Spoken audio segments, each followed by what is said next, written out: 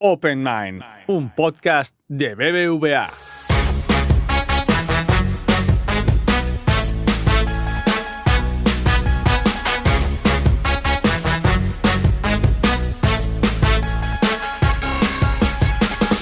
Hola, soy Dori y os saludo una vez más desde el podcast de Open Mind.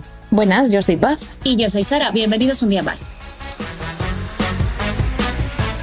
En este episodio, el último de nuestra temporada, queremos cerrar un ciclo de análisis de la historia de la ciencia mirando al futuro. Son muchos los desarrollos y avances que han cambiado la historia y que han permitido que nuestra vida sea hoy posible tal y como la conocemos. El desarrollo de la medicina, los fertilizantes agrícolas, la cloración del agua o el nacimiento de la vacunación han salvado millones de vidas. La ciencia arranca la segunda década del siglo XXI con un desafío mayúsculo: hacer frente a la pandemia de la enfermedad COVID-19. ¿Qué herramientas nuevas tiene la ciencia en esta batalla? ¿En qué se diferencia esta crisis de las anteriores? Hablamos con dos expertos en historia de la ciencia, medicina y gestión de la salud pública para conocer las respuestas a estas preguntas. Y lo más importante, confirmar un mensaje de esperanza y optimismo para acabar 2020. ¿Encontraremos a nuestro próximo salvavidas de la ciencia? ¡Empezamos!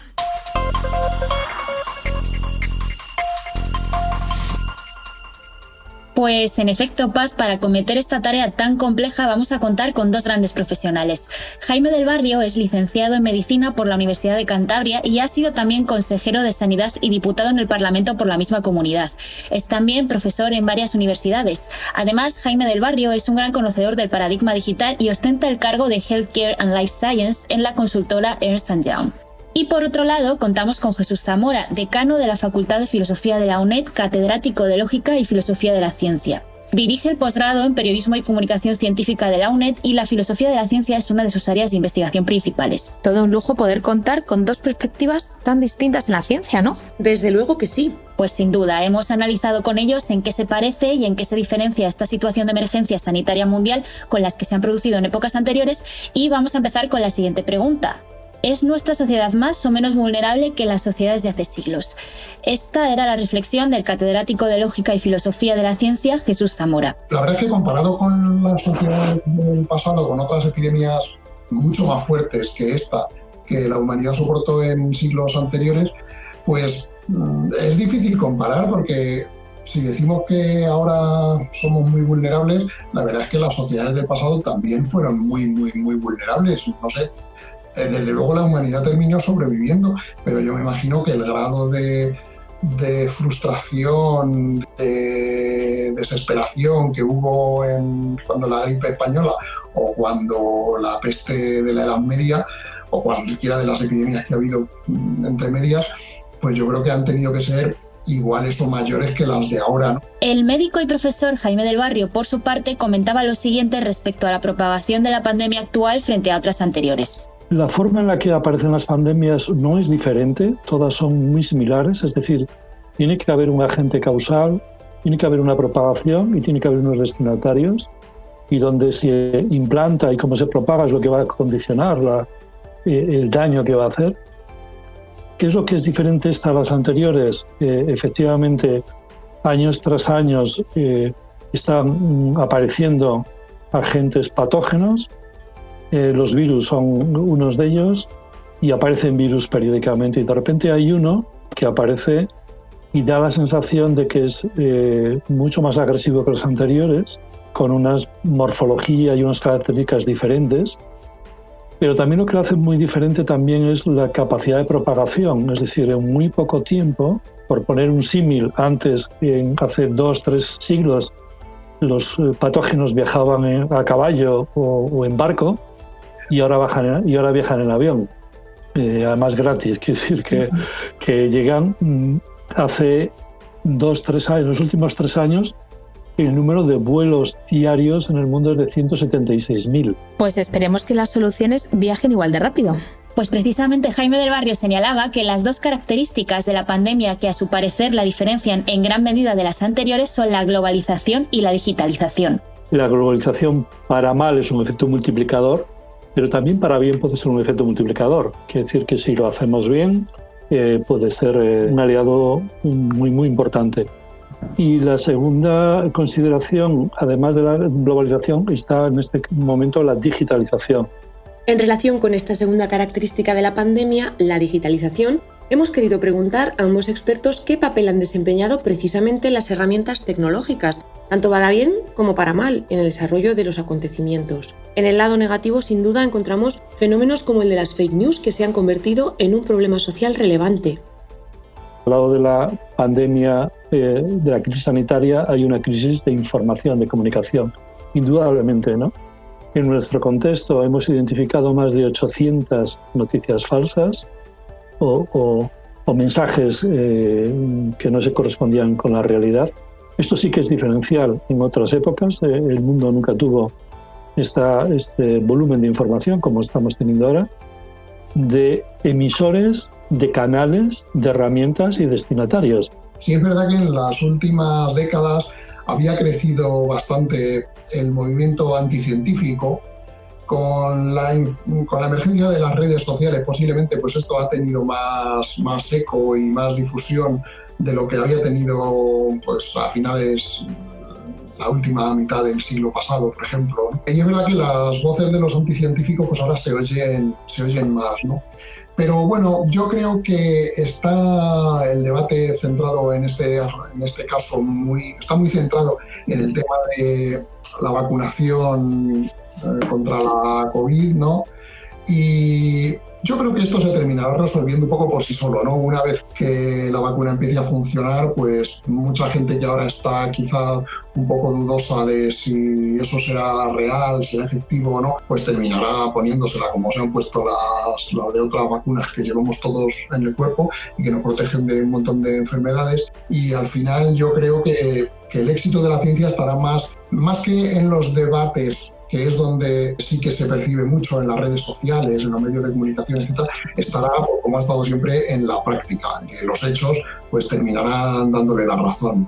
Además, tal y como Jesús Zamora recuerda, las nuevas formas de comunicación han traído también ventajas. No habría sido tan fácil también lo del confinamiento, ¿no? Porque había la posibilidad de teletrabajar tanto como lo hicimos durante la primavera, ¿no? Poco no teníamos más que el teléfono para hablar con nuestros seres queridos, ¿no? Ahora, en cambio, pues podemos estar con videoconferencia a todas horas, ¿no? Desde luego, es una tecnología que ha cambiado nuestra forma de ver el mundo y relacionarnos.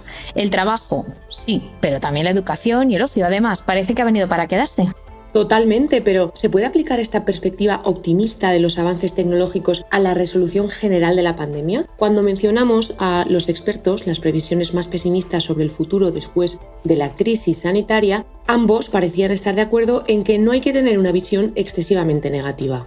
Como estamos dentro, pues desde luego, y lo que estamos viendo es una serie de problemas muy grandes desde el punto de vista sanitario, económico, social, etcétera, etcétera, pues desde luego estamos muy preocupados y es lógico porque hay gente que está yendo al paro, hay por supuesto sin hablar de las víctimas, tanto los fallecidos como la gente que ha quedado con secuelas, ¿no? Y entonces, visto desde dentro, pues nos parece muy grave, pero visto desde fuera y en perspectiva, pues no da la impresión de que sea una crisis de las mayores que ha tenido la humanidad.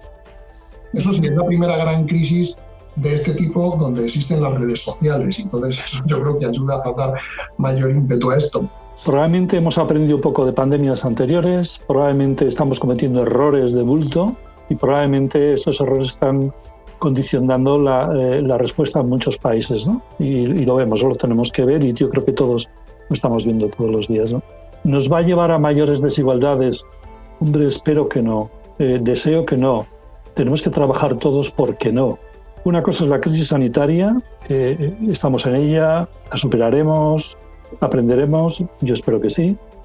Otra cosa es la crisis económica y otra cosa es el impacto social que va a tener todo esto, ¿no? Lo que está claro es que todas las pandemias que conocemos, en todas, siempre ha habido un antes y un después. Todas han significado un cambio profundo de las sociedades en las que ha ocurrido, ¿no? La epidemia más grave de la historia, que fue la peste negra del siglo XIV, que murió cerca de la mitad de la población europea y prácticamente en toda Eurasia, fue muy grave, pues tuvo repercusiones muy, muy importantes, ¿no?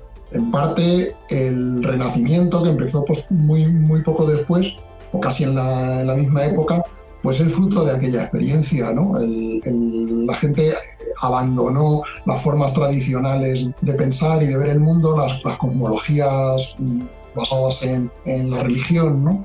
Y empezó a intentar ver el mundo de manera un poco más antropocéntrica, ¿no? Es cuando al poco tiempo pues, surgió la revolución científica y las revoluciones en las artes, y surgió la imprenta y demás. Pues la verdad es que escuchando a Jaime y a Jesús, ojalá aprendamos de esta crisis y nos quedemos con lo pragmático de la situación una vez que tengamos ya la posibilidad de verla en términos más relativos y a largo plazo. Desde luego, para Jaime del Barrio, de todas formas, esta visión menos catastrófica del futuro viene acompañada de deberes importantes para la humanidad. Lo que tenemos que cambiar es la forma de investigar y la forma de poner en valor mucho conocimiento. Entre otras de las cosas que esta pandemia es diferente a las anteriores, es que estas nuevas tecnologías de las que estamos hablando, como es el Big Data, inteligencia artificial, ha sido capaz de integrar modelos epidemiológicos, matemáticos, que sí que vienen de hace ya 2 siglos, pero que en la época del cólera ya se hacían los mismos modelos matemáticos epidemiológicos que ahora. Lo que ha cambiado es que ahora se han utilizado de manera óptima gracias a las nuevas tecnologías. Por tanto, tenemos que aprender del pasado y aplicar las soluciones del presente. Y realmente empezar a cambiar nuestra escala de valores y poner realmente lo que es importante de lo que igual ya no lo es tanto, ¿no? Pero yo tengo que insistir en la esperanza, ¿no? Ya nadie a nivel individual puede cambiar nada, tenemos que trabajar a nivel colectivo, colaborativo, transversal, etcétera, etcétera. Eso tenemos que aprenderlo, sí o sí.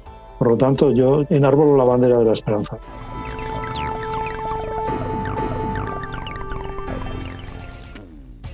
Pues tras escuchar a Jaime y a Jesús, a mí me ha surgido la necesidad de mirar un poco al pasado, precisamente para no perder la esperanza que tienen ellos en el futuro de la ciencia. Por eso se me ocurre que podemos revisar algunos de los grandes salvavidas de la ciencia, científicos que han cambiado el mundo con sus desarrollos y hallazgos, especialmente porque han salvado millones de vidas. Pues arrancamos con nuestro ranking particular. En el podio de los salvavidas de la ciencia, el químico alemán Fritz Haber, que logró por primera vez unir nitrógeno e hidrógeno para producir amoníaco en 1909. Se abría así la puerta al desarrollo de los fertilizantes químicos artificiales, que son indispensables para la producción agrícola en masa. Más tarde, otro científico, Carl Bosch, se encargó de escalar este experimento a nivel industrial y creó los nitratos a gran escala en un proceso conocido como el proceso Haber-Bosch, que literalmente cambió el mundo. Se calcula que la alimentación de la mitad de la población mundial depende hoy de los fertilizantes derivados de este proceso. Las estimaciones sobre el número de vidas que han salvado, el descubrimiento de los grupos sanguíneos y las técnicas de transfusión de sangre ronda los 1.094 millones. Aunque la lista de aportaciones a este campo es muy larga, cabe destacar al austriaco Karl Landsteiner, quien hacia 1901 comprendió e identificó la existencia de distintos grupos sanguíneos. Más tarde, en los años 20, el cirujano germano-estadounidense Richard Lewisham aplicó con éxito el anticoagulante, citrato de sodio, que permite conservar las muestras de sangre refrigeradas, lo que abrió la posibilidad de crear bancos de sangre. Un hallazgo que llegó justo a tiempo para la Primera Guerra Mundial, donde las transfusiones salvaron miles de vidas. Y un poco antes de este avance de la medicina, fue patentado el método de pasteurización desarrollado por Louis Pasteur en 1865, un sistema que permite conservar los alimentos y las bebidas libres de contaminación, pero que además reveló una realidad microscópica que condiciona nuestra salud a muchos niveles, la existencia de los microbios. Aunque cuantificar las vidas salvadas por este hallazgo es prácticamente imposible, está claro que abrió la puerta a muchos más descubrimientos fundamentales que vendrían de la mano de los discípulos del químico francés. Por ejemplo, el de Joseph Lister, un cirujano británico que, con los microbios de Pasteur en mente, decidió aplicar la esterilización química al material y también a las heridas de los pacientes a los que operaba. Si estaban en la comida, pensó, podrían estar en el aire, en las gasas, los instrumentos quirúrgicos o los tejidos humanos. Pero Dori, tampoco en este caso hay estimaciones concretas del número de vidas que ha podido salvar el combo Pasteur-Lister, precisamente por lo incalculable de su potencial. Como dato curioso, el clásico enjuague bucal que usamos muchos de nosotros para apoderarnos de los microbios debe su nombre a Lister. Y no podemos olvidar al protagonista de uno de nuestros podcasts anteriores, el médico y cirujano Edward Jenner, y la primera vacunación de la historia. Sin duda, un controvertido proceso de experimentación y muy difícil aceptación también desde el punto de vista social y como herramienta de salud pública. Aunque recordemos, la vacunación contra la viruela resultó eficaz y la enfermedad fue declarada por la OMS como erradicada en 1979. Se calcula que el trabajo de Jenner salvó a unos 530 millones de personas de la viruela, pero además inauguró un camino científico que ha salvado y salvará millones de vidas: la vacunación. Y para acabar con este repaso, un dato actual. Según la Organización Mundial de la Salud, todavía hoy más de 1,5 millones de personas mueren anualmente por enfermedades diarreicas vinculadas a la contaminación del agua. Imaginad entonces el riesgo que suponía el consumo de agua hasta bien entrado el siglo XX, cuando se descubrieron las ventajas de la cloración como método de esterilización. La cloración del agua ha sido calificada como uno de los mayores avances en salud pública del pasado milenio, que según la web scienceheroes.com habría salvado 177 millones de vidas en todo el mundo. La idea de añadir cloro al agua potable es peligrosa si no se hace en la proporción exacta, algo que finalmente determinaron un ingeniero de salud americano, Abel Wohlman, y el químico Lynn Enslow en 1919. Y hablando de agua sucia y salud, según la OMS, un 10% de la población comería alimentos regados por aguas residuales. Una cuestión de salud pública en la que el desarrollo de un alimento tan cotidiano como el retrete ha marcado la diferencia. La OMS informa que solo el 39% de la población tiene acceso a una red de saneamiento segura, con las consecuencias que esto conlleva en relación a patologías intestinales y todo eso. Desde luego hay avances críticos para la salud pública que damos por sentado, nunca mejor dicho.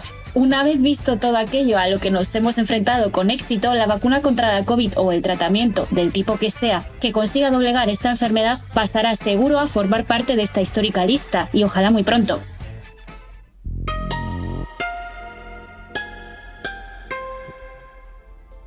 Pues sí, Sara, sin duda hay que celebrar que hemos contado en la historia con personajes como Jenner, Lister, Pasteur y muchos más de los que no hemos hablado hoy aquí.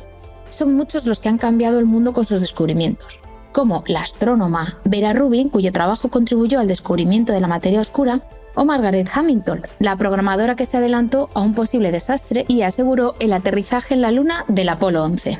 Algunos de ellos protagonizan los episodios de Amazing Moments of Science, una serie de vídeos de animación que podéis encontrar en nuestro canal de YouTube o en la web. Grandes momentos de la ciencia contados para todos los públicos, incluso para los más jóvenes de la casa.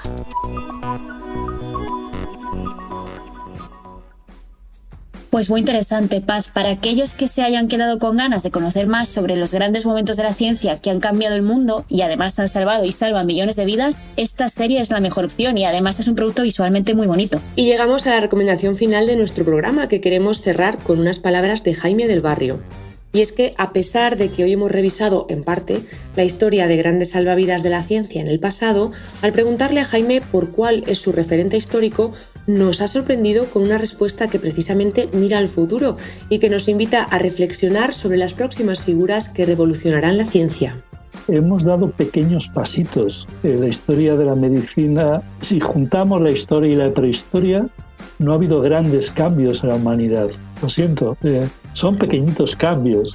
Probablemente ahora sí que estemos ante las puertas de un gran cambio. Yo pienso en una figura, para mí sería una figura que todavía no conozco, que tuviera esta visión mucho más disruptiva de lo que hemos conocido hasta ahora, que fuera más real, que escuchara más a la gente, que escuchara más a la sociedad que tenemos ahora mismo. La mayoría de los investigadores, lo siento, y yo lo he sido en una época, trabajamos sobre la evidencia y seguimos trabajando sobre la evidencia y muy poquito sobre la proyección de futuro, muy poquito sobre la creatividad y la imaginación. Yo creo que ahora mismo es el momento de exigir una figura de este tipo, ¿no? Una figura muchísimo más de futuro, pero un futuro inmediato.